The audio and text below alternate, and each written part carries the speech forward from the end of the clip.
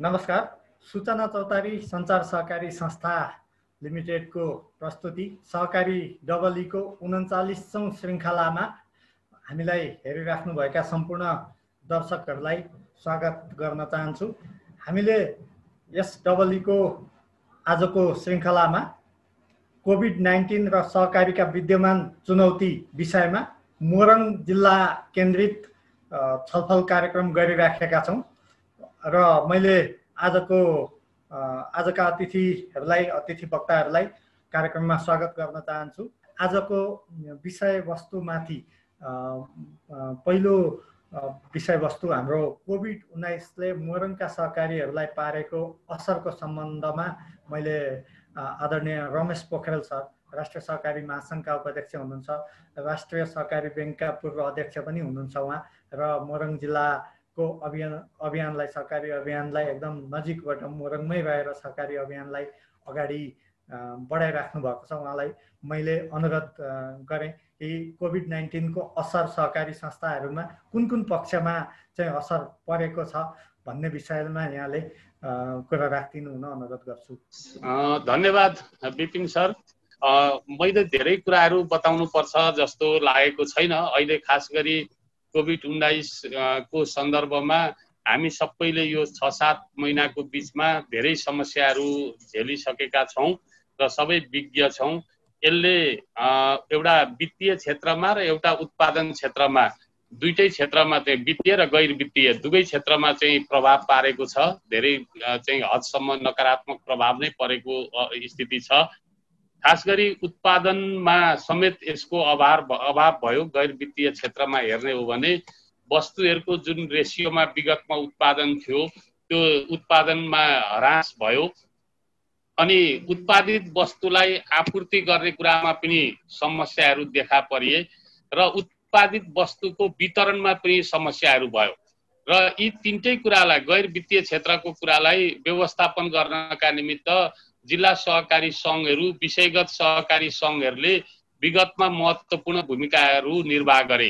अहिले मोरङको जिल्ला सहकारी सङ्घले उत्पादित वस्तुको वितरण गर्न विराटनगरमा रहेको तरकारी बजारलाई व्यवस्थित रूपले सञ्चालन गर्नका निमित्त सरकारसँग समेतको सहकार्यमा विगतमै वैशाख 8 गतेदेखि नै त्यो उत्पादित वस्तु सङ्कलन गर्ने र बजारीकरण गर्ने काममा चाहिँ सहयोग गर्यो।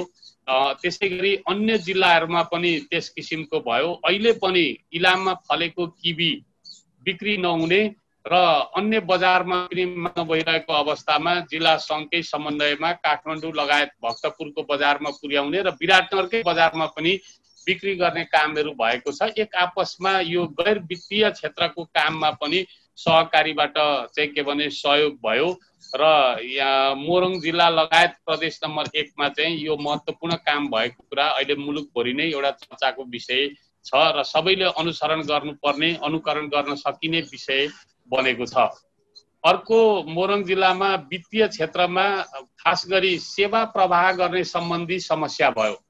कसरी सेवा प्रवाह गर्ने, कसले गर्ने, एक आपसमा सबैसँग डर हुने, पैसा छ सदस्यले मागिरहेको छ तर सदस्यले प्राप्त गर्न सकिरहेको स्थिति थिएन र जोखिमलाई उचित व्यवस्थापन गरेर जुन नेपाल सरकारले र अन्तर्राष्ट्रिय मापदण्ड अनुसार सबै कुराहरू अवलम्बन गर्नुपर्ने कुराहरूलाई अवलम्बन गरेर सेवा प्रवाह गर्नुपर्छ। पहिलो केही चरण चाहिँ एउटा कारोबार गर्ने कुरामा ठप्प नै भयो र बन्द गरियो र दोस्रो चरणमा आएर सेवा प्रवाह गर्ने कुरामा फेरि सङ्घहरूको चाहिँ के भने अनुरोधमा प्रारम्भिक सहकारी संस्थाहरूले जोखिमलाई न्यूनीकरण गर्दै त्यस जोखिमसँग जोडिएका सबै उपायहरू अवलम्बन गरेर सेवा प्रवाह गर्न थालेको स्थिति छ र त्यसपछि सेवा प्रवाह सँगसँगै अहिले आएर फेरि बीचमा हामी सबैमा समस्या थियो, तरलताको अभाव हुन्छ। अब तरलता कसरी म्यानेज गर्ने भनेर सङ्घ संस्थाहरूको चाहिँ त्यसतर्फ बढी केन्द्रित भएको हामी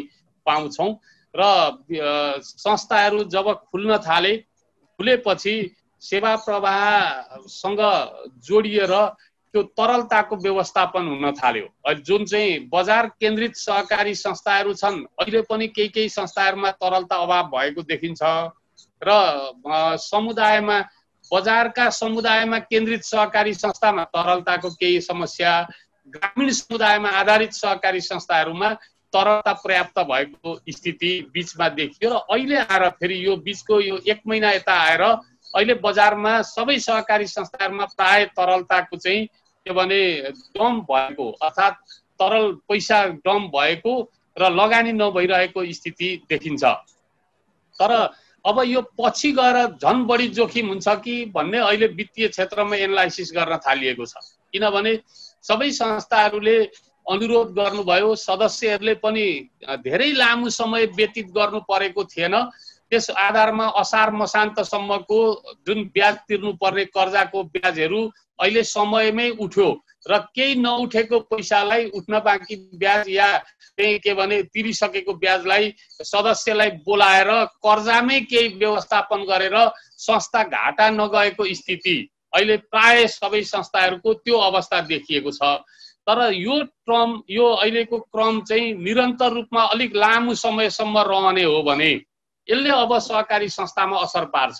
लगानी नहुने अनि लगानी भएको पैसामा सदस्यहरूले व्यवसाय पनि उनीहरूको नहुने अनि त्यस पछाडि समयमा उसले ब्याज भुक्तानी गर्न पनि नसक्ने र कर्जाको रोलिङ नहुने अर्थात् वित्तीय परिचालन भएन भने त्यो बेला सहकारी संस्थामा मात्रै होइन सिङ्गो मुलुकमै वित्तीय अभाव हुन्छ, वित्तीय सङ्कट हुन्छ, जसले गर्दाखेरि लामो समयसम्म त्यसको असर पर्छ।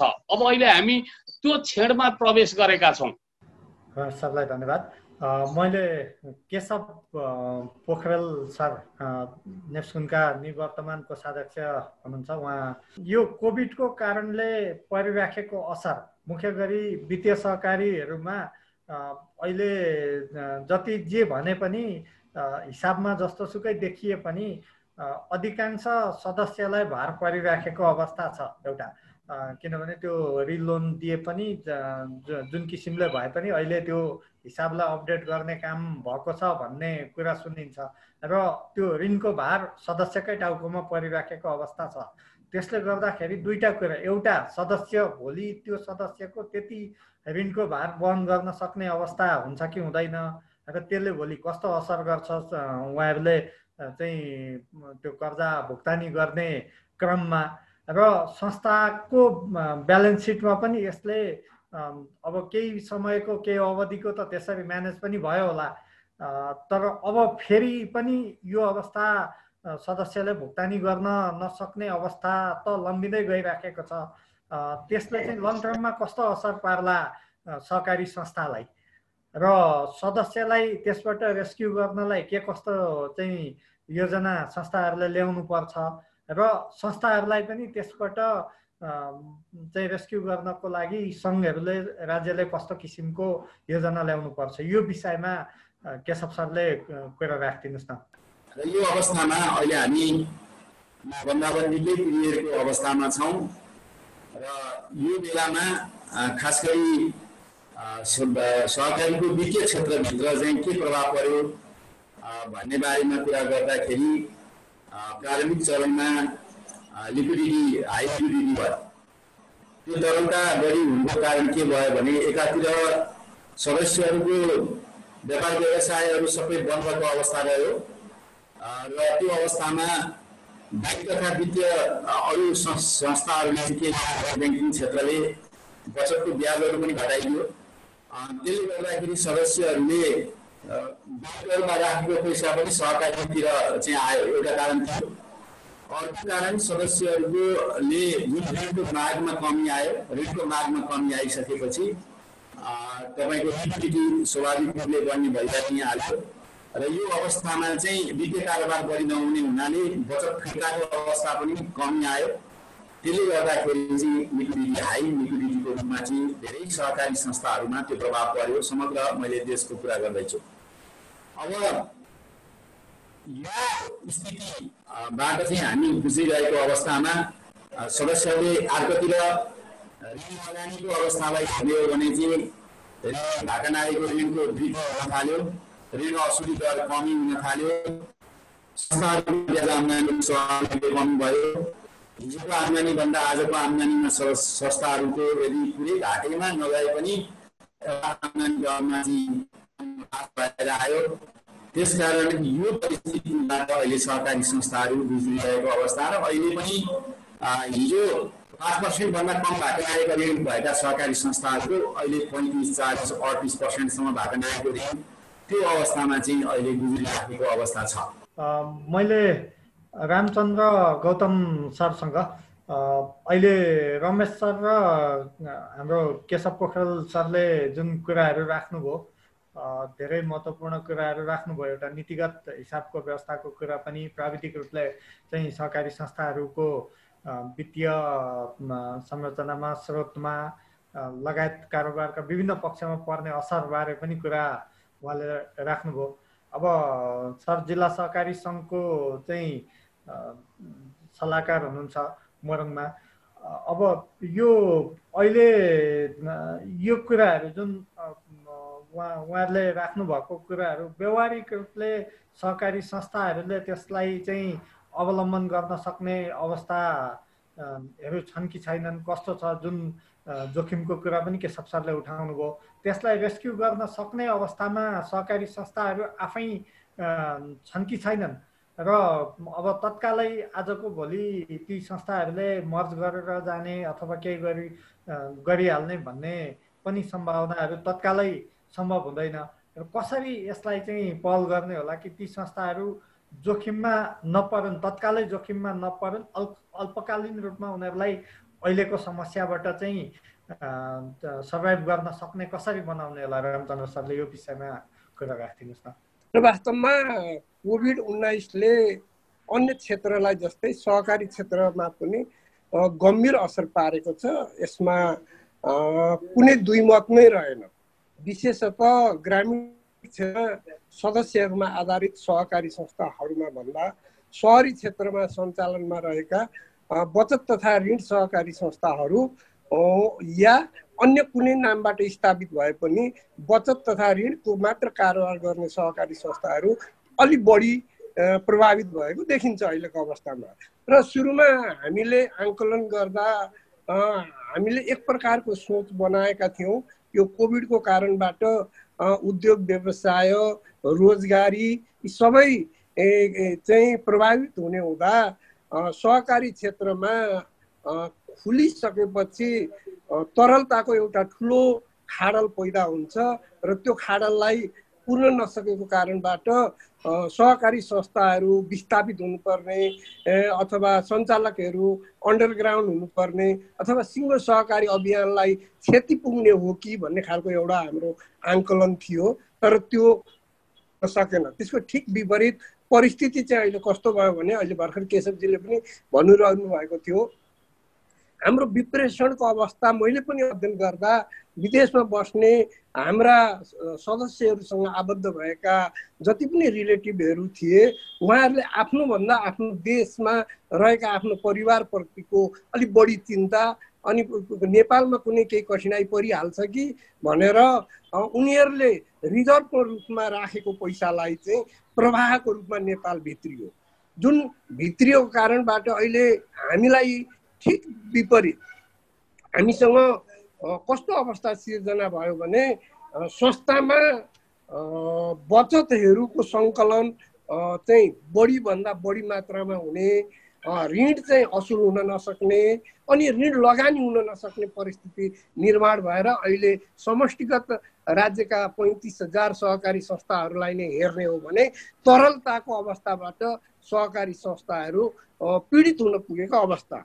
यही अवस्थामा विभिन्न कमर्सियल ब्याङ्कहरूको गर्दै हाम्रा छाता सङ्गठनहरू अनि राष्ट्रिय सहकारी ब्याङ्कले पनि सदस्यहरूलाई दिने बचतमा अप्रत्याशित रूपले ब्याज दर कटौती गरेको अवस्था, जसको कारणबाट थप सहकारी संस्थाहरू आफूलाई सस्टेन गर्नको लागि अझ कठिनाइमा पुगेको अवस्था विद्यमान अवस्थामा देखिन्छ। तर यति हुँदाहुँदै पनि हामी के कुरामा चनाखो रहनुपर्ने अवस्था छ भने हाम्रा धार्मिक सांस्कृतिक हिसाबले मुख्य चाडबाडहरू अब सुरु हुने क्रममा रहेको हुनाले हामी कहाँ रहेको बचत सदस्यहरूको कुनै पनि व्यवसाय सञ्चालन हुन नसकेको अवस्था र रेमिटान्सबाट आउने रकम पनि आइसकेको अवस्था, अब रेमिटान्स आउन सक्ने अवस्था पनि नभएको अब यो हाम्रो धार्मिक सांस्कृतिक कारणको सुरु भएको कारणले अब ती बचतहरू फिर्ता हुने अवस्था र हामी कहाँ पुनः तरलताको क्राइसिस हुन सक्ने अवस्था चाहिँ मैले देखेको छु। अब यो कतिसम्म हुन सक्छ त्यसलाई पछि बसेर फेरि हामी एनालाइसिस गरौँला।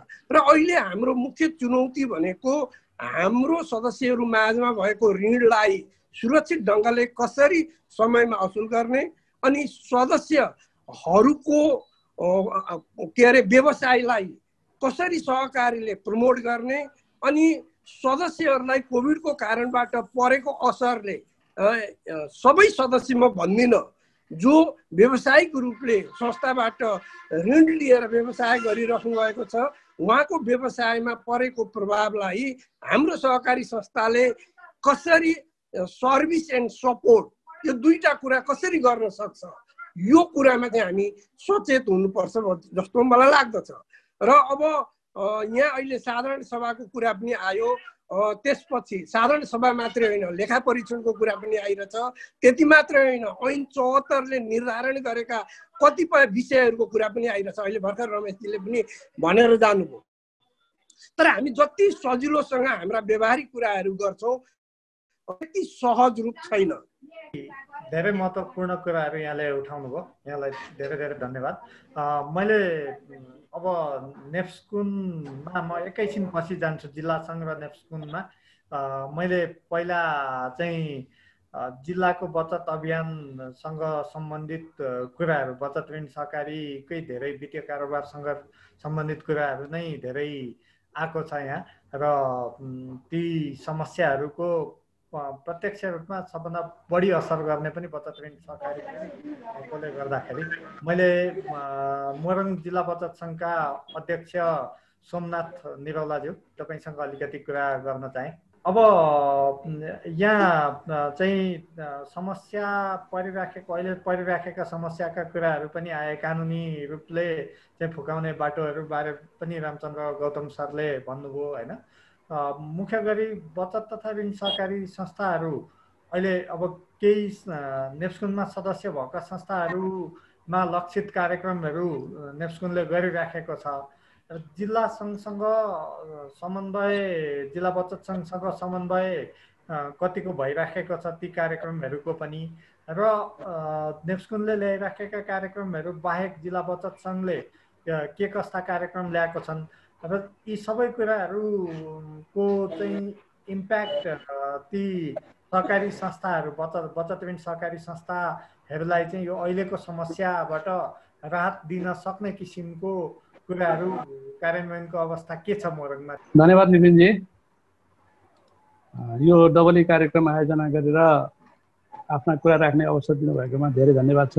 खास गरी जिल्ला बचत ऋण सहकारी सङ्घ मोरङमा 307वटा साकोसहरू आबद्ध छन्। अहिले पनि हामीले यो अवधिमा कहिले झुम मिटिङबाट, कहिले अलिक सहज भएको बेलामा प्रतिनिधिमूलक व्यवस्थापकहरूलाई बोलाएर, प्रतिनिधिमूलक अध्यक्षहरूलाई बोलाएर पटक पटक छलफलहरू गरेका छौँ।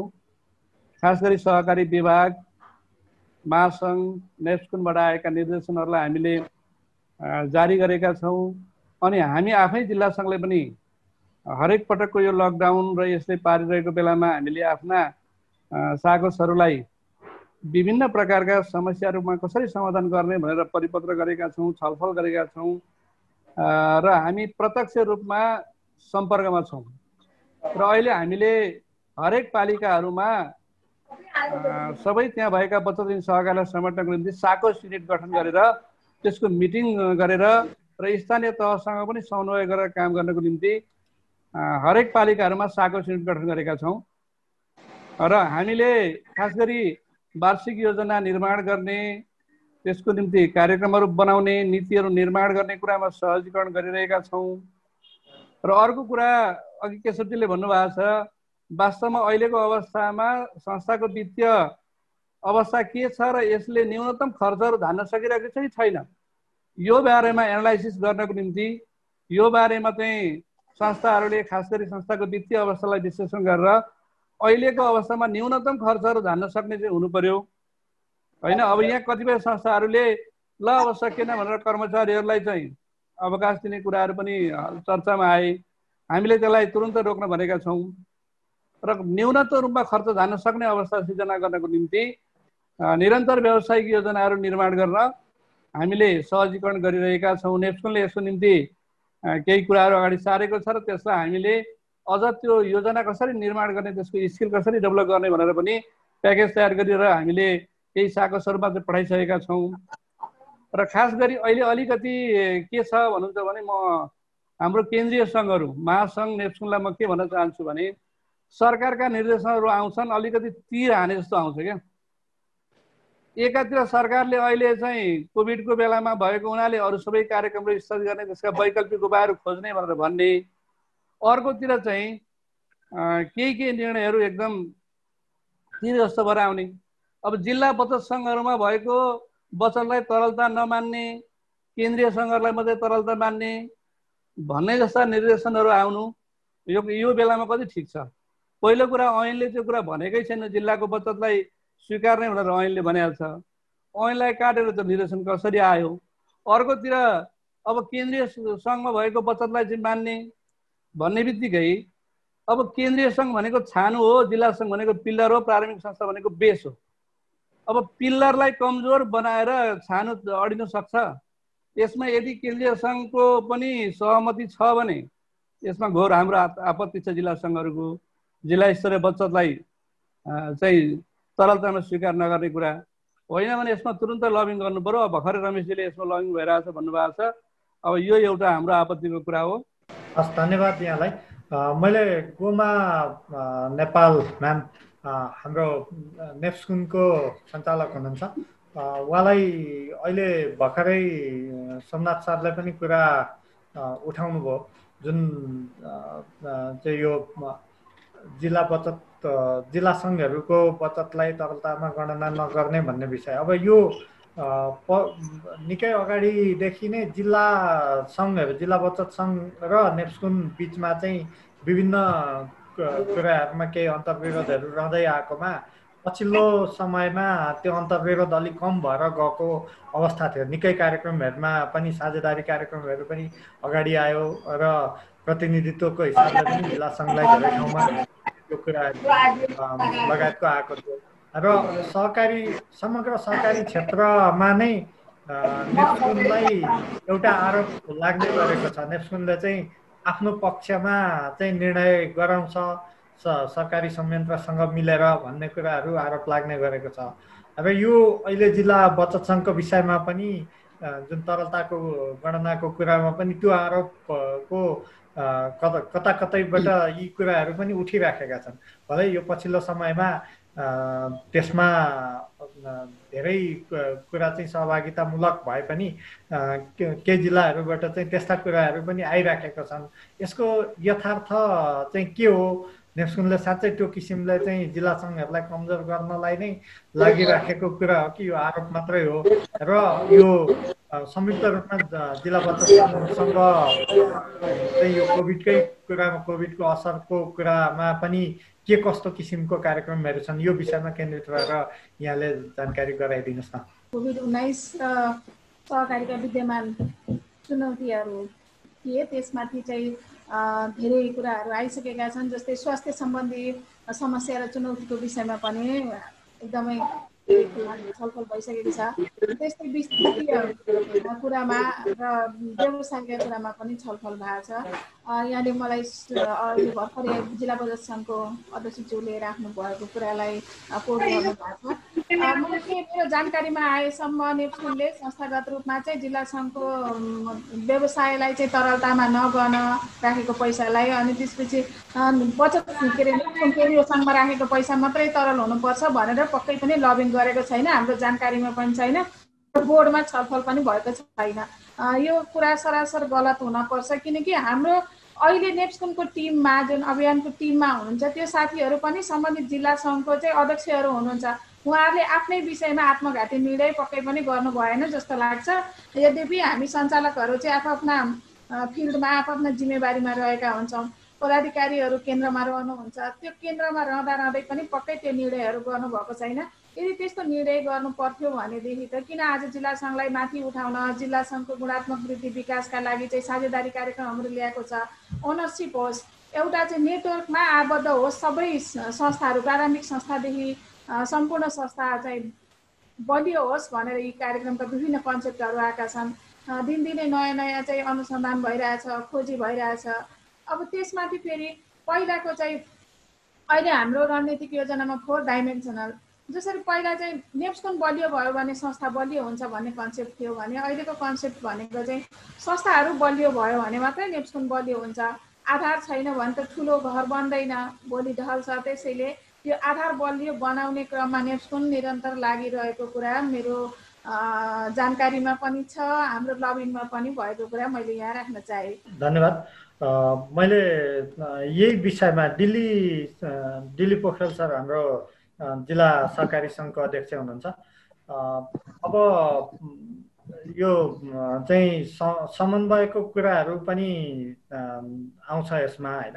जस्तो जिल्ला सहकारी सङ्घले जति कभरेज गर्छ सहकारीहरू लगभग चाहिँ लघु उद्यमीहरू चाहिँ त्यो नेटवर्कभित्र चाहिँ पर्न जान्छन्। तर हामीले योभन्दा अगाडिको कार्यक्रमहरूमा पनि यो विषय उठेको थियो, जुन उद्यमीहरूले चाहिँ यो राज्यले दिइराखेका सुविधाहरूको चाहिँ सूचना नपाउने र अस्ति केही दिन अगाडि मात्रै हामीले उद्योग विभागका चाहिँ निर्देशकलाई पनि यो उद्यमशीलता सम्बन्धी कार्यक्रममा बोलाएर छलफल गरेका थियौँ र उहाँले धेरै कुराहरू चाहिँ राख्नुभयो राज्यको तर्फबाट दिएका सेवा सुविधाहरूको, र त्यो सूचना प्राप्त गरेर त्यहाँ एप्लाई नै गर्न चाहिँ नआइराखेको अथवा त्यसमै समस्या भएको भन्ने कुराहरू पनि आयो।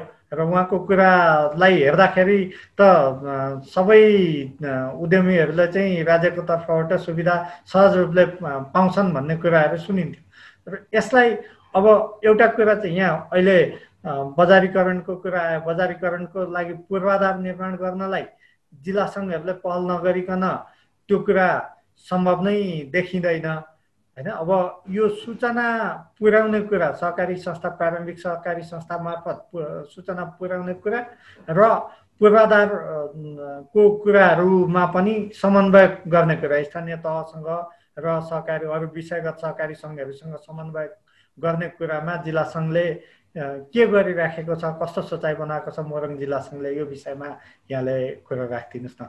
धन्यवाद विपिनजी। सबभन्दा पहिले त मोरङ जिल्लामा यहाँलाई हार्दिक स्वागत छ। यहाँले मोरङ जिल्लामा सूचना चौतारी सहकारी संस्था मार्फत जुन कार्यक्रमको आयोजना गर्नु हामीले प्रयत्न गरिरहे पनि समस्या के छ, यसलाई साँच्चीकै सार्थकता पाउनको निम्ति के हो भने राज्यकै तर्फबाट हुनुपर्छ। या हाम्रो त्यहाँ चाहिँ स्थान भएको खण्डमा हाम्रो पहललाई चाहिँ सार्थकता पाउँछ, अन्यथा पाउने स्थिति देखिँदैन। अहिलेको यो अवस्थामा के छ भने जिल्ला सहकारी सङ्घहरूलाई या सहकारी अभियानलाई खास गरिकन प्रदेश सरकारको तर्फबाट या स्थानीय सरकारहरूको तर्फबाट कुनै पनि किसिमको चाहिँ वास्ता गरेको या इन्भल्भ गराउने वातावरण चाहिँ बनिरहेको स्थिति छैन। नीतिगत रूपमा यो व्यवस्था नहुन्जेलसम्म मलाई लाग्छ त्यो वातावरण पनि बन्दैन। हामीले जतिसुकै प्रयत्न गरे पनि चाहिँ राज्यका खास गरिकन ब्युरोक्रेट्सहरू के हो भने धेरैभन्दा धेरै मान्छेहरूलाई इन्भल्भ गरेर धेरैभन्दा धेरै क्षेत्रलाई इन्भल्भ गरेर अगाडि बढाउने, निर्णय प्रक्रियामा सहभागी हुने कुरामा उहाँहरूको माइन्डसेट भएको या उहाँहरू त्यसरी चाहिँ जाने चाहिँ मानसिकतामा व्यावहारिक रूपले देखिएको छैन र देखिँदैन। त्यसकारणले गर्दा हामीलाई सँगसँगै लिएर जाने भ्रमणको निमित्त राज्यकै तर्फबाट नीतिगत रूपमा व्यवस्था र अनिवार्य व्यवस्था भयो भने मात्रै यो सम्भव छ, अन्यथा सम्भव छैन। मोरङ जिल्लाको सन्दर्भमा पनि हामीले केही व्यक्तिगत पहलमा कतिपय साथीहरूले कतिपय सङ्घहरूले व्यक्तिगत पहलमा केही समन्वय गरे पनि यो चाहिँ उल्लेख्य मात्रामा त्यस किसिमको सहभागिता चाहिँ हामीले जनाउन सकिरहेको छैन। त्यस कारणले म यहाँ मार्फतै पनि सम्बन्धित व्यक्तिहरूको ध्यान आकर्षण के गराउन चाहन्छु भने यदि नीतिगत रूपमा व्यवस्था भयो, अनिवार्य व्यवस्था भयो, सहकारी अभियानलाई इन्भल्भ गराउने भने मात्रै यो कुरा सम्भव छ, होइन भने यो कुरा सम्भव छैन। कुरा दोस्रो कुरो, हामीलाई प्राप्त भएका सूचनाहरू जो इन्डिभिजुअल रूपमा चाहिँ हामीले प्राप्त गर्छौँ या सामाजिक सञ्जालहरूबाट चाहिँ प्राप्त गर्छौँ, त्यस्ता सूचनाहरूलाई चाहिँ हाम्रा सदस्यहरू माझमा पुर्याउने कुरामा जिल्ला सहकारी सङ्घ सबै विषयगत सङ्घहरू चाहिँ हामी लागिरहेकै अवस्था छ। तर के छ भने व्यवस्थित रूपले चाहिँ त्यो राज्यको तर्फबाट तिनटै सरकारहरूबाट तिनै तहका सरकारबाट पाउने बाटो चाहिँ छैन। यो कुरा मैले यहाँलाई राखेँ। अर्को कुरा खास गरिकन अघि पनि थुप्रै कुराहरू चाहिँ उठेको छ। अहिले मोरङ जिल्ला मलाई लाग्छ यो कोभिड-19बाट सहकारी क्षेत्रमा स्वाभाविक रूपले प्रभाव त मुलुकको हरेक क्षेत्रमा परेको छ, तर मोरङ जिल्लाको सहकारी अभियानमा प्रत्यक्ष रूपमा देखिने गरी त्यत्रो ठुलो या बदनामै हुने गरी या संस्थाहरू बन्दै हुने गरी स्थिति चाहिँ अहिलेसम्म आएको अवस्था छैन। अब यो अवस्थामा 2-3वटा फ्याक्टरहरू छन्। एउटा कुरा त के हो भने यहाँ भएका अहिले मोरङमा यहाँलाई जानकारी गराउँ, हामी करिब 1100वटा प्रारम्भिक सहकारी संस्थाहरू छौँ। जिल्ला सहकारी सङ्घ सहित 8वटा विषयगत सङ्घहरू छौँ। तर चाहिँ यहाँ करिब 3,15,000 भन्दा बढी व्यक्तिहरू चाहिँ सेयर सदस्यको रूपमा चाहिँ आबद्ध हुनुहुन्छ र हामीले चाहिँ यो जिल्लामा करिब 10 अरबको बचत परिचालन गरिरहेका छौँ। त्यसै गरी 12 अरब भन्दा बढी हामीले सदस्यहरूको बिचमा चाहिँ कर्जा प्रवाह गरिरहेको स्थिति छ भने हामीले चाहिँ कुल कारोबार करिब 30 अरब बराबरको मोरङ जिल्लामा चाहिँ गरिरहेको छ। यस हिसाबले एउटा वित्तीय कारोबारको हिसाबले सदस्य आबद्धताको हिसाबले पनि नेपालमै के भने एउटा उच्च स्थानमै चाहिँ सफल भएको उच्च स्थान ओगट्न सफल भएको जिल्ला मध्येमा मोरङ जिल्ला पनि पर्छ। त्यस कारणले गर्दा पनि त्यत्रो ठुलो वित्तीय कारोबार गरिरहेको त्यत्रो ठुलो चाहिँ अरू सामाजिक क्रियाकलापहरूमा सहभागी भइरहेको यो क्षेत्र भए पनि यहाँ त्यत्रो ठुलो दुर्घटना हुने स्थिति आजका दिनसम्म चाहिँ देखा परेको अवस्था छैन। र मैले अघि नै भने यस्तो हुनुको मुख्य कारण के हो भने यहाँ हामी सबै खास गरिकन प्रारम्भिक सहकारी संस्थाहरू हौँ या 30 एउटा थप कुरा मैले डिली सरसँग जोड्न चाहे। जस्तो मैले योभन्दा अगाडि चाहिँ डबलीमा सहभागी हुने जिल्ला सङ्घका अध्यक्षहरूलाई पनि यो कुरा सोध्ने गरेको छु। अधिकांश नेपालभरि नै एउटा के समस्या देखिएको छ भने बचत ऋण सहकारी संस्थाहरूले चाहिँ हामीले चाहिँ अन्य कारोबार गर्न पाएनौँ, आफ्नै उद्यम व्यवसाय सञ्चालन गर्न पाएनौँ भन्ने कुराहरू राख्ने, विशेष गरी नेप्सकुनको स्कुलिङभित्रबाट नेप्सकुनको नेटवर्कभित्र आएका संस्थाहरूले त अहिले त्यो कुरालाई छोडिसकेका छन्। अरू बचत ऋणले चाहिँ हामीले व्यवसाय गर्न पाउनुपर्छ भन्ने कुराहरू राख्ने। तर कन्ट्रोभर्सी के छ भनेदेखि अन्य विषयका सहकारीहरूले चाहिँ बचत ऋण नै मात्रै गर्ने, उहाँहरूको कारोबार चाहिँ अब अरू कारोबार नै नभएको चाहिँ देखिएको छ। विशेष गरी कृषिको, बहुद्देश्य सहकारीको र पाएसम्म त सबै सहकारीहरूले बचत ऋणमै मात्रै केन्द्रित रहेको देखिन्छ। अब यो चाहिँ किन परियोजनाहरू चाहिँ एउटा भाइबल नभएकोले अथवा भेट्न नसकेकोले भइराखेको छ कि के कारणले त्यस्तो भएको छ र विषय केन्द्रित कारोबार गराउनेतिर ती संस्थाहरूलाई कसरी लगाउन सकिन्छ, होइन भने अब विषय परिवर्तन गरेर बचतमै जान लगाउने हो कि के छ? जिल्ला सङ्घले यसमा के सोचेको छ? अब अहिले पहिले खास गरिकन के हो भने हामी 1-2 वर्षसम्म या आजसम्म पनि हाम्रो मेन फोकस भनेको बचत तथा ऋणमै गयो। चाहे त्यो जुनसुकै विषयगत संस्थाहरू भए पनि ती सबैले चाहिँ बचत तथा ऋणमै केन्द्रीकृत भए। तर सधैँभरि यसो गर्नु हुँदैन। अब सधैँभरि त्यसो गर्यौँ भने त के भने सहकारी अभियानको मूल मर्म पनि त्यो होइन, राज्यले सोचेको या सहकारी अभियानले सोचेको काम पनि त्यो होइन। त्यस कारणले हामीले स्वाभाविक रूपले के हो भने विषयगत संस्थाहरूलाई विषयगत काममै बढी जोड दिनुपर्छ। तर त्यसो भनिरहँदा के हो भने बचत तथा ऋण चाहिँ ती सहकारी संस्थाहरूले नगर्ने हो भने हाम्रो मुलुकको अहिलेको वर्तमान परिवेशमा हामीलाई त कुनै पनि काम गर्नको लागि त पहिले पुँजी चाहियो। पुँजी नै भएन भने कुनै पनि काम गर्न सक्ने स्थिति छैन। सरकारले जतिसुकै नारा लगाए पनि हामीले जतिसुकै भने पनि रियालिटी के हो भन्दाखेरि कहीँबाट पनि चाहिँ आर्थिक सहयोग उल्लेख्य मात्रामा व्यावसायिक रूपले अगाडि बढ्ने गरेको सहकारी क्षेत्रभित्र आर्थिक सहयोग त आजसम्म पनि भित्रेको अवस्था छैन। आन्तरिक व्यवस्थापनबाटै सबै स्थिति छ। हस्, धन्यवाद यहाँलाई, धेरै धेरै धन्यवाद। अब म गोमा म्याडम केही अरू थप कुरा यो उठेको विषयमा छ गर्नुपर्ने? थप कुरा केही छैन विपिन सर, धेरै छलफल भएको छ। डिली सरले पछाडि उठान गर्नुभएको यो जस्तै कानुनी चुनौतीहरू पनि छन्। अहिले हामीलाई चाहिँ राज्य तर्फबाटका चुनौतीहरू पनि छन्। भर्खरै मात्रै यो दोहोरो सदस्यता चाहिँ को विषयमा चाहिँ फेरि पनि विभागबाट नोटिस आएको छ। अब यो नोटिस चाहिँ यो असोज मसान्तभित्र पुरा हुने अवस्था छैन, विविध कारणले पनि पुरा हुने अवस्था छैन। र दिल्ली सरले भन्नुभएको जस्तो एउटा व्यक्तिले धेरैवटा बैंकमा खाता खोल्न पाउँछ, के अरे बचत गर्न पाउँछ भने सहकारी संस्थामा किन नपाउने भन्ने प्रश्न एकातिर छ भने एकातिर चाहिँ ऋणको विषयमा चाहिँ टाइट गरिदेऊ, के अरे कर्जा सूचना प्रणालीलाई चाहिँ व्यवस्थित गरिदेऊ, त्यसपछि सुशासनको हिसाबले पनि यी कुराहरूलाई चाहिँ हदसम्म सकारात्मक छन्। तर पनि बढी चाहिँ एउटा व्यक्ति चाहिँ तुरुन्तै गएर असोज मसान्तभित्रमा चाहिँ एउटा संस्था रोज्ने अवस्था छैन। त्यसको लागि पनि अभियानले लबिङ गर्नुपर्छ, यही समय पनि बढाउनुपर्छ अथवा त्यसलाई अझ फ्लेक्सिबल बनाएर लानुपर्छ, संशोधन गरेर लानुपर्छ भन्ने विषयमा मेरो पनि राय छ।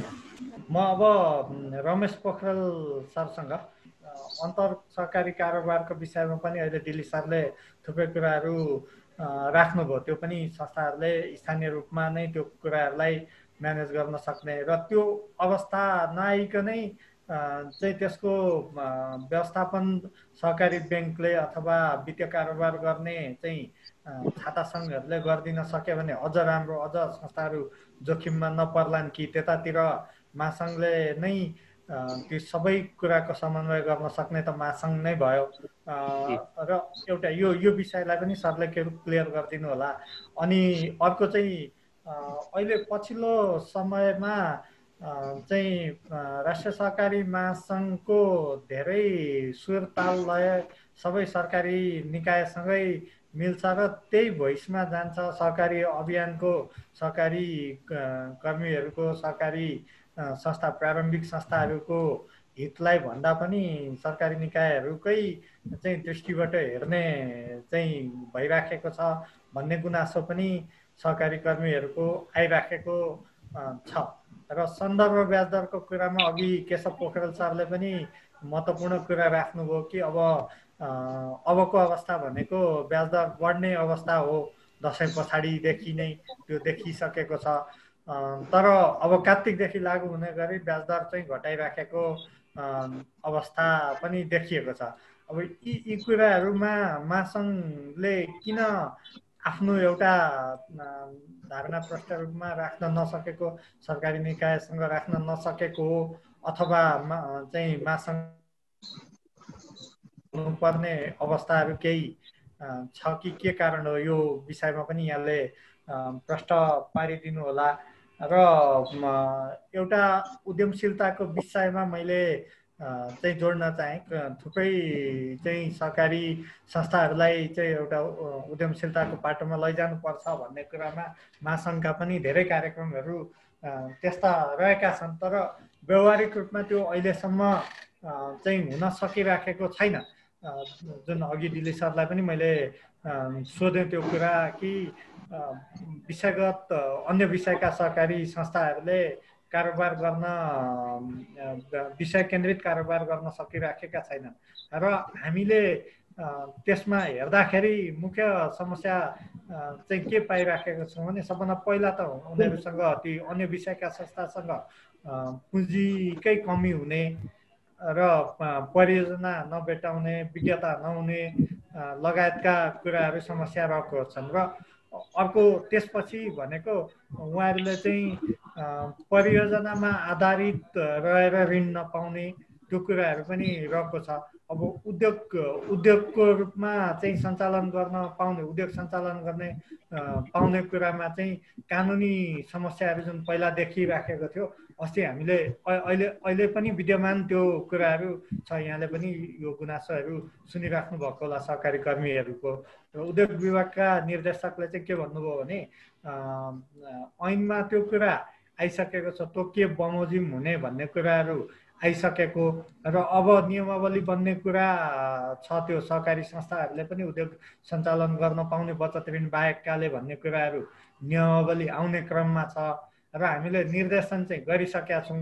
तर पनि कति ठाउँमा चाहिँ त्यो अहिले उद्योग दर्ता गर्न नपाइराखेको समस्याहरू छन् भन्ने पनि त्यसलाई हामी व्यवहारिक रूपले समस्या त्यसलाई पुर्याउन सक्छौँ भन्ने कुराहरू गर्नुभयो। र थुप्रै उहाँले चाहिँ उद्योगलाई दिएका सुविधाहरूको बारेमा पनि हाम्रो कार्यक्रममा भन्नुभएको थियो। अब यो उद्यमशीलतातिर लैजानलाई पूर्वाधार विकासको कुराहरूलाई चाहिँ मुख्य एउटा पूर्वाधार विकासको कुराहरू पनि रहेको छ। जस्तो हामीले कृषिमा आधारित उद्योगहरू र सानो चाहिँ स्थानीय कच्चा पदार्थहरू प्रयोग भएका गरेर गर्न सक्ने साना उद्योगहरू र त्यो उद्योग मात्रै पनि नभएर त्यसको बजारीकरणको कुरा जुन महासङ्घले पनि अहिले कार्यक्रमहरू राखिराखेको, ती कार्यक्रममा कसरी जोडिन सक्ने त्यो विषय पनि र यो पूर्वाधारको कुरामा चाहिँ कसरी जान सकिन्छ यो आइडिया पनि यहाँले अलिकति सेयर गरिदिनु होला र भोलिको दिनमा समन्वय गर्ने कुरालाई बाटो फुकाउने कुरा पनि अलिकति सोलुसनको कुरातिर केन्द्रित गरेर यहाँले राखिदिनुहोस् न। पहिलो कुरा त सबै साथीहरूलाई धन्यवाद छ। विशेष अत्यन्तै सान्दर्भिक विषय समसामयिक विषयमा छलफल भएको छ, जसले गर्दाखेरि मोरङको सहकारी अभियानलाई ठुलो सहयोग पुगेको छ र सिङ्गो नेपालकै सहकारी अभियानको बारेमा पनि एउटा के भने सचेत हुने र अभियानलाई अगाडि बढाउने कुरामा आजको यो कार्यक्रमले महत्त्वपूर्ण भूमिका निर्वाह गरेको छ भन्ने मलाई लागेको छ। म सबै साथीहरूलाई महासङ्घको तर्फबाट र मेरो व्यक्तिगत तर्फबाट म धन्यवाद दिन चाहन्छु। म धेरै साथीहरू चाहिँ के भने अनलाइनबाट चाहिँ के भने छुट्टी पनि सक्नु भएको छ। म संक्षेपमा कुरा राख्छु। विशेष गरी अन्तर सहकारी कारोबारको बारेमा वित्तीय कारोबार गर्ने कुराहरूलाई जुन अहिले विवादास्पद कुराहरू जुन छ यो हुन पनि दिने अनि अन्त फेरि तरलता गणना नगर्ने भन्ने खालको कुरा दुविधा भयो भन्ने कुरा पनि अहिले चर्चा भएको छ। अघि दिल्ली सरले पनि कुरा उठाउनु भयो, विपिन सरले मलाई योसँग जोडिएर बताइदिनु होला भन्नुभएको छ। वास्तवमा त्यो जुन बचत तथा ऋणको कारोबार चाहिँ अरूले गरेमा गणना नगर्ने, तरलता गणना नगर्ने भन्ने कुरा यो बिल्कुल गलत छ। पहिलो त नेप्सकुन बचत तथा ऋणको कारोबार गर्ने संस्था हो र सङ्घ हो, उसले आफ्ना बचत तथा ऋणकै सबै सदस्यहरूलाई समेट्छ अनि उसले गरेको कारोबारमा आफू इन्भल्भ हुँदाखेरि त्यसलाई तरलता गणना नगर्ने भन्ने यो बिल्कुल गलत छ, यो हटाइनुपर्छ भन्ने कुरा हो। अर्को अन्तर सहकारी सहकारी बिचमा पनि त्यो समन्वय गर्ने कानुनले बाटो खुल्ला गरिदिएको छ। जहाँ राष्ट्रिय सहकारी बैंक पुग्न सक्दैन, जहाँ नेप्सकुनको आफ्नो सङ्गठन विस्तार भएको छैन, पुग्न सक्दैन र जहाँ बैंक वित्तीय संस्थाको पनि अभाव छ भने त्यहाँ एक आपसमा सहकारी संस्थाहरू मिलेर समन्वय गरेर अगाडि बढ्ने कुरामा त्यसलाई अन्यथा मान्नु पनि हुँदैन। कानुनले यसलाई छुट पनि दिएको छ र त्यही किसिमले एउटा व्यवहारिक रूपले पनि हेर्नुपर्छ, तर कानुनभन्दा बाहिर गएर हुँदैन। कानुनले दिएको अन्तर सहकारी कारोबारसँग जोडिएर यसले बचत तथा ऋणको नगर्ने अरू चाहिँ गर्ने भनेर भनेको छैन। कार्यविधिमा काहीँ जोडेर चाहिँ त्यसलाई गर्न नपाउने, के गर्न नपाउने भनेर भनिएको भए तापनि ऐनको मकसद भनेको यसले चाहिँ समन्वय गरेर एक आपसमा समन्वय गरेर अगाडि बढ भन्ने खालको कुरा हो। त्यसरी अगाडि बढ्नुपर्छ भन्ने चाहिँ म अनुरोध गर्न चाहन्छु। अर्को विषय उठाउनु भएको छ, राष्ट्रिय सहकारी महासङ्घ चाहिँ सरकारको बोली बोल्ने अङ्ग हो कि भन्ने जस्तो कुरा आएको छ भन्नुभएको छ। यो चाहिँ के हो भन्दा सरकार र अभियानसँगको समन्वय हो, गर्ने निकाय हो होइन। महासङ्घ भनेको सरकारसँग पनि लबी नजिक हुन्छ, लबिङ गर्छ, सरकारले पनि यसलाई सहयोग गर्छ। हाम्रो कार्य सञ्चालनका निमित्त सरकारबाट पनि बजेट आउँछ, तर बजेट आउने बित्तिकै सरकारकै बोली बोल्नुपर्छ भन्ने गलत कुरा हो। अहिले जुन गलत भएको छ, अहिले मैले अगाडि जुन भने यी विषयमा पनि लबिङ सरकारसँग महासङ्घले नै गरिरहेको छ। नेप्सकुन लगायतका सबैको एउटा के भने उपल्लो तहको निकाय, सबैभन्दा उच्च तहको निकाय राष्ट्रिय सहकारी महासङ्घ भएको हुँदा स्वाभाविक रूपले हाम्रो जिम्मेवारी पनि त्यो लबिङ गर्ने र सिङ्गो अभियानलाई नेतृत्व गर्ने कुरा हो र यसले गरिरहेको छ। यो सरकारसँग मतलब कटुता गरेर पूर्ण रूपमा विरोधमा जानुपर्ने भन्दा पनि हामी प्रेम भाव र सहकार्यका साथ भएका समस्याहरूलाई समाधान गर्दै नीति नियमहरू बनाउँदै कमी भएका नीति नियमलाई व्यवस्थापन गर्दै अगाडि बढ्ने कुरामा हामी छौँ र यसले हामी चाहिँ के भनेदेखि के भने टायर बालेरै अगाडि बढ्ने आन्दोलनै गर्नुपर्ने क्षणमा हामी छैनौँ र समन्वय र सहकार्य गरेर अगाडि बढ्ने कुरा छ। पछि त्यस्तो खालको परिस्थिति बनो, यदि त्यसरी चाहिँ के भने दुईटै बिचमा चाहिँ कटुता हुने खालकै परिस्थिति बन्यो भने महासङ्घले अभियानको नेतृत्व गर्छ भन्ने कुरामा दुई मत छैन। हामी अभियानको नेतृत्व गर्ने अङ्ग हो, म प्रश्न पार्न चाहन्छु। अर्को दोस्रो विषय सन्दर्भ ब्याजको कुरा उठाउनु भएको छ र केशव सरले दसैँ पछिको कुरा अलिक जटिल हुन सक्छ भन्नुभएको छ भन्नुभयो। यो मैले पनि प्रारम्भमा मलाई जुन बोल्ने मौका दिनुभयो त्यतिखेर मैले भन्न खोजेको पनि के हो भन्दा यो सिङ्गो अहिले भएको जुन क्राइसिस छ र यो अहिले भएको जुन चाहिँ के भने महामारी छ यो महामारीले भोलि वित्तीय क्राइसिस ल्याउँदैछ विश्वव्यापी रूपमै बजार मन्दी हुन्छ उत्पादन न्यून हुन्छ अन्तर्राष्ट्रिय लिङ्केजहरूमा कमी हुन्छ र स्वदेशमै आपूर्ति गर्नुपर्ने त्यसलाई खपत गर्नुपर्ने परिस्थिति हुन्छ त्यसले गर्दाखेरि जो अन्तर्राष्ट्रिय बजारसँग लिङ्केज भएका मुलुकहरू छन् जस्तै हामीले हेर्न सक्छौँ चाइनाको उत्पादन उसले आफ्नो मात्रै देशलाई होइन विश्वभरि उसले सप्लाई गर्छ उसले आफ्नो देशलाई मात्रै त्यसले चाहिँ सञ्चित गर्नु पर्यो भने भण्डारण गर्ने क्षमता पनि उसँग छैन अरू थुप्रै गोदामहरू निर्माण गर्नुपर्ने हुन्छ र उसको चाहिँ सिङ्गो अर्थतन्त्र असर गर्छ र अमेरिका लगायतका जापान लगायतका मुलुकहरू भारतमा पनि यही खालको परिस्थिति हुन्छ त्यसले गर्दाखेरि हाम्रो नेपालको सन्दर्भमा पनि होसियारी हुनुपर्छ जसको चाहिँ के भने क्षति जसको चाहिँ के भने असर सहकारी क्षेत्रमा पनि पर्छ त्यसो हुँदाखेरि हामीले यो ब्याज दरको उच्चतम अङ्क यति % भनेर तोक्ने भन्दा पनि लागतको आधारमा चाहिँ के भने ब्याज तोक्ने गरी जुन स्प्लिट रेट थियो हो त्यो अरू बैंक वित्तीय संस्था सरहको गर्न पाएको भए हुन्थ्यो भन्ने मेरो पनि धारणा हो र यसलाई हामी व्यवस्थित गरेर अगाडि बढाउनका निमित्त हामी रजिस्ट्रार संयोजक भएको समिति छ त्यसले भविष्यमा यो बजार मूल्याङ्कन गरेर हेर्छ र त्यसो गरिदियो भने अब पटक पटक संशोधन गर्ने भन्दा पनि एउटा यति स्प्लिट रेट भनिदियो भने त्यो उपयुक्त हुन्छ भन्ने कुरा हो अहिले तोकिएको कुरामा अभियान त्यति सन्तुष्ट छैन तर कार्यान्वयन गर्ने कुरामा निर्णय भइसकेपछि कार्यान्वयन गर्नुपर्छ यति कुरा राख्न चाहन्छु सम्पूर्ण सहभागीहरूलाई धेरै धेरै धन्यवाद दिन चाहन्छु र आज 39औं श्रृङ्खलामा हामी मोरङ जिल्ला विशेष कार्यक्रम गरिराखेको थियौँ कोभिड-19 र सहकारीका विद्यमान चुनौती विषयमा र आज धेरै महत्त्वपूर्ण विषयहरू यहाँ उठेका छन् र जिल्लाका अन्य विषयहरूमा हामी फेरि पनि फलोअप गर्नेछौँ फेरि चाहिँ अघि सोम सरले भन्नुभएको जस्तै पालिका स्तरका जुन संयन्त्रहरू बनेका छन् त्यहाँसम्म पनि हामी रिपोर्टिङ गर्नेछौँ सहकारी नेपालबाट र यहाँहरूलाई धेरै धेरै धन्यवाद दिँदै आज हामीलाई हेरिराख्नुभएका सम्पूर्ण दर्शकहरूलाई पनि हार्दिक धन्यवाद दिन चाहन्छु सहकारी डबलीको 39औं श्रृङ्खला यही सम्पन्न गर्न चाहन्छु यहाँहरूले सहकारीनेपाल.com हरेकपल.com हरेकपल SDTVमा हेर्न सक्नुहुनेछ र यो कार्यक्रम त्यहाँबाट